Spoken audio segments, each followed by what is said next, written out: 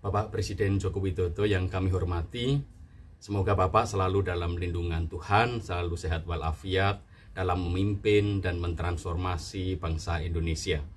Mudah-mudahan Bapak Jokowi masih ingat kami adalah Aliansi Penyelenggara Pendidikan Berbasis Masyarakat yang waktu itu diterima secara khusus oleh Bapak Presiden untuk membahas tentang RUU Sisdiknas. Waktu itu Bapak sungguh memberikan dukungan kepada kami. Bapak mengatakan agar sebelum Undang-Undang Sisdiknas ini diperbaharui atau direvisi atau diperbaiki, sebaiknya harus ada konsep-konsep besar dan juga harus ada peta jalan pendidikan yang akan menjadi panduan bagaimana transformasi pendidikan di Indonesia ini akan berjalan.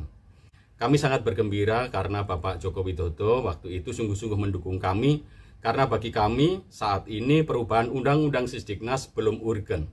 Yang perlu dilakukan pemerintah adalah untuk mengembalikan pemulihan masa belajar akibat pandemi COVID-19. Hari-hari ini ketika kami mendengar dari Kemkumham, Bapak Yasona Lauli, bahwa saat ini sedang ada proses untuk menyerahkan draft RUU Sisdiknas dan naskah akademik ke DPR, kami sangat kecewa. Mengapa? Karena kami sungguh-sungguh ingin bahwa transformasi pendidikan ini menjadi milik bangsa Indonesia. Selama ini kami merasa tidak dilibatkan secara mendalam di dalam perubahan atau proses drafting dari draft RUU Sisdiknas yang dilakukan oleh pemerintah dan dalam hal ini dilakukan oleh tim dari Kementerian Pendidikan dan Kebudayaan.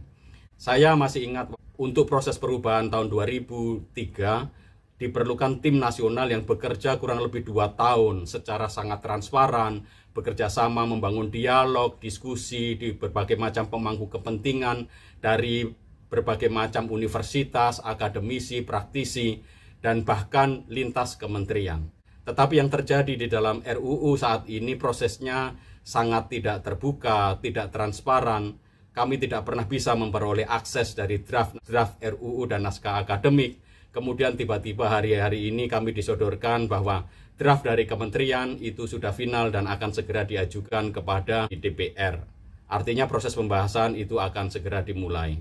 Proses transformasi yang terjadi hari-hari ini yang dilakukan secara tidak transparan, tidak terbuka, tentu saja ini sangat melukai proses demokratisasi, melukai proses partisipasi dari masyarakat. Kami berharap dan kami percaya bahwa Bapak Presiden Joko Widodo akan memiliki sikap yang bijak di dalam menentukan kebijakan pendidikan, terutama dalam rangka mentransformasi pendidikan di Indonesia.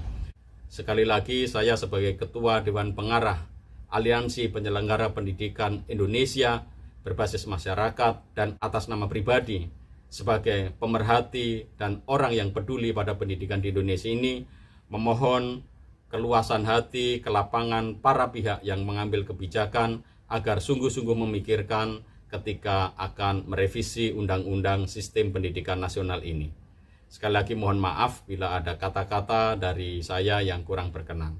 Tuhan memberkati Bapak Presiden Joko Widodo dan seluruh para pengambil kebijakan pendidikan di Indonesia. Tuhan memberkati.